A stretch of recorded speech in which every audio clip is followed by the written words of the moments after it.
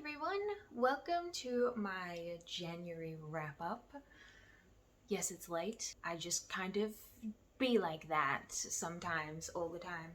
I don't know why I'm like this. So I started off the year with some really quick, super duper short books just to give myself that little bit of a confidence boost that I think we all kind of need sometimes. And I know 10 books isn't necessarily heaps, but I'm still pretty proud of myself for that.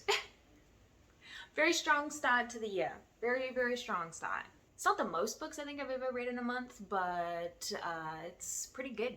Pretty good. I'm happy with myself, and that's really what matters. And today I want to quickly thank Ana Luisa for gifting me some beautiful new jewelry for me to share with you guys in this video. I am wearing one of the new pieces. I love these kind of little pendant necklaces. I think they are so cute.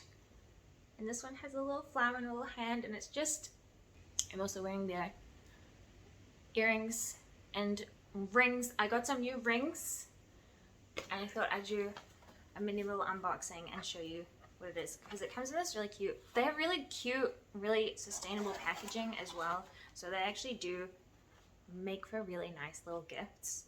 They all come in these little like individual bags. This is the one that the necklace came in. And I love keeping these because they're just so nice. These are the rings that I got. The first ring, oh, it's super simple. I really like really simple jewelry. And you can see this ring's really good for like stacking. I used to have a ring like this and it got stolen. So thank you, Ana Luisa, for my replacement. See, isn't that pretty? It's pretty and it's super simple, and it'll look really good with other rings stacked around it. And then we have another ring, because I love rings and I don't have enough. Oh, this one's just so cute and like quite unique because it's got this little chain that hangs down as well, and I really like that detail. It's so pretty. Look at that, so cute. So cute. Clearly I'm more of a gold jewelry gal, but there is also silver. I really love Ana Luisa jewelry for many reasons. One, because they just have such a great selection.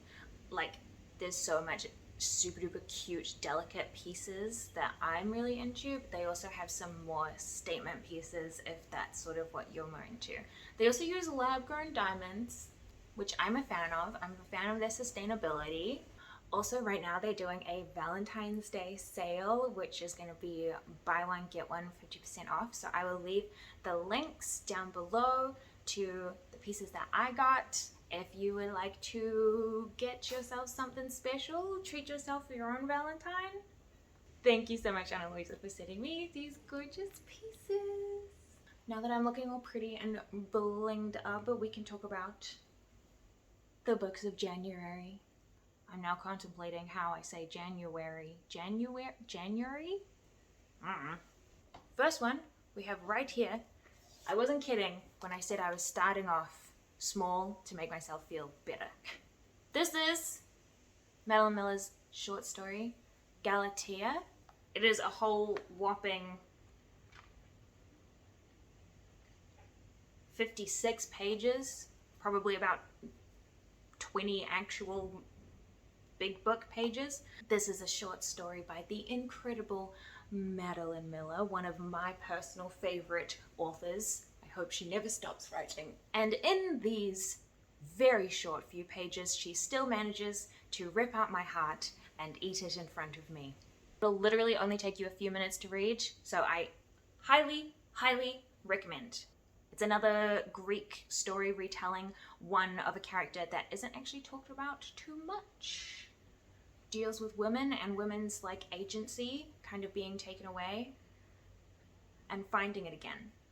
And I think that's really special. The Alchemist by Paulo Coelho.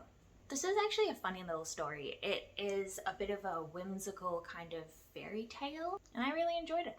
I wouldn't say it really stuck out heaps in my mind after reading it, but I don't think that that's necessarily like a negative.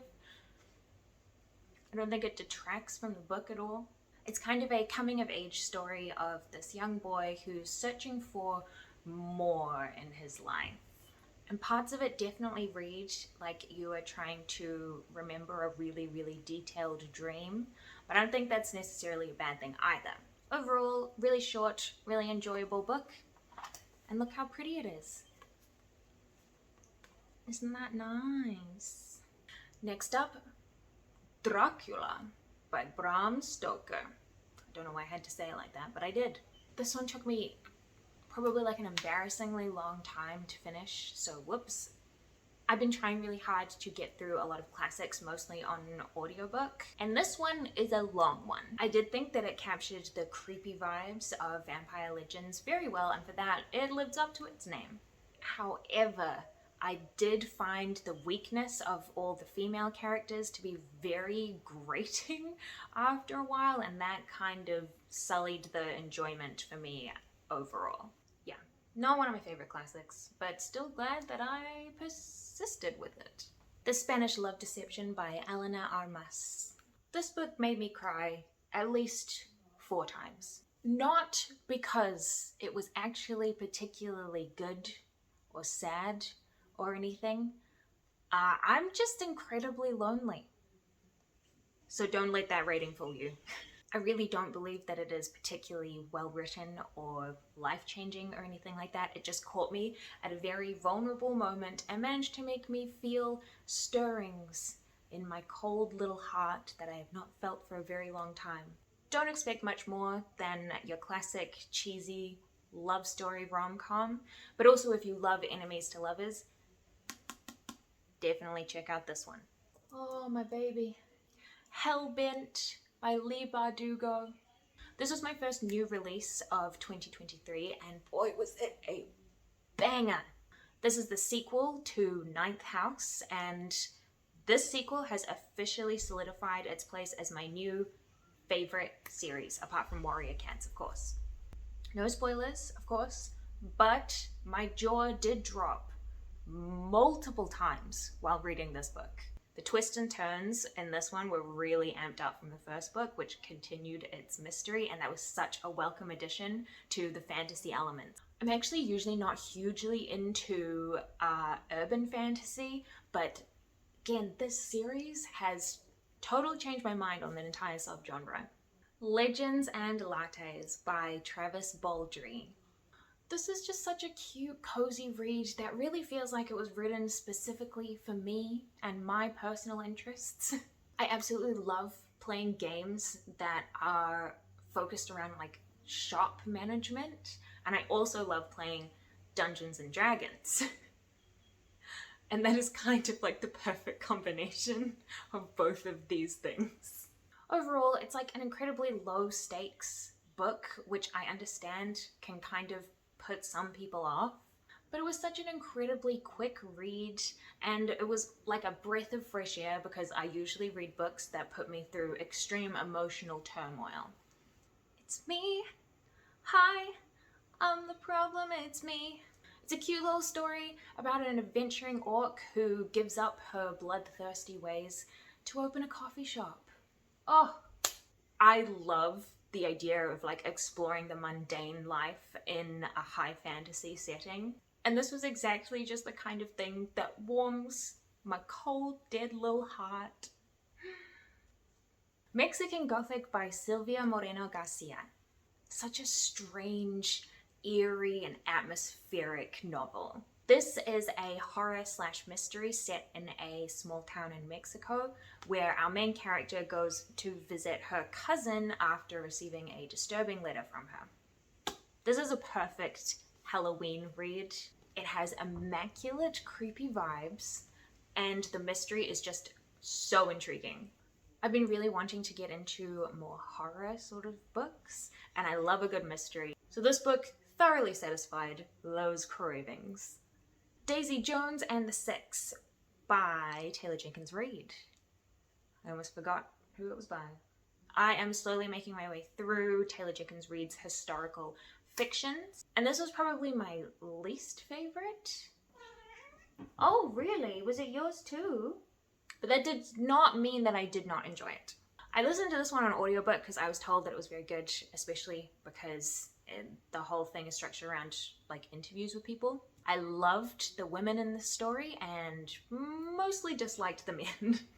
Honestly, that's not really a negative though, because the characters feel so human and real and are very, very complicated and well fleshed out. This is probably not a story that I'm going to return to like I would with Evelyn Hugo, but I still did find it interesting and I'm glad that I read it. Things We Do Not Tell the People We Love by Huma Qureshi. This is a collection of short stories based around different traumas in relationships. It hits on a lot of mother-daughter relationships as well as romantic partnerships, etc., etc. The problem I found with this one for me was that even though there were different characters in every story, they kind of all started to blend together. There was a lot of catharsis in reading these though. That was probably the thing I enjoyed most about it, because the author was really good at putting very complicated emotions into words. Just after the first few stories, it started to become very one note. It was just not quite the sort of life-changing emotional roller coaster I was kind of expecting. Maybe my expectations were too high though, I don't know. The Heart Principle by Helen Hoang. This is the third book in the Kiss Quotient series of romances. It follows one of my favorite characters in this series, Quan, as he falls in love with a violinist. I love Helen Hoang's focus on good autistic representation in her romances, being an autistic author herself, and I've thoroughly enjoyed this series. However, this one did end up being my least favorite, and I think that's just because it focuses a lot less on the actual romance than the other books. Still a really solid and really respectable 3 stars from me, but it didn't quite consume my whole life like the other 2 books did. And that's it. Well, here's some of them. The tiniest book. Oh no, I just dropped everything. Yeah, we did it. That is my January wrap up. First wrap up of the year. How did you guys go with your reading goals? Let me know what your favorites in January were. I'm pretty happy with this. Big shout out to Ana Luisa for these gorgeous pieces that I am wearing today. If you want to get some for yourself, I will leave all the links down below. Go check them out. Treat yourself to a Valentine's Day present for yourself. Yes. But yes, thank you again to Ana Luisa. I really appreciate it. Thank you to everyone for watching, hanging out with me. Here's to a healthy February for all of our reading as well. There is supposed to be a cyclone in my city over the next couple of days, so fingers crossed we're all okay with that. Love you guys. Bye. Mwah.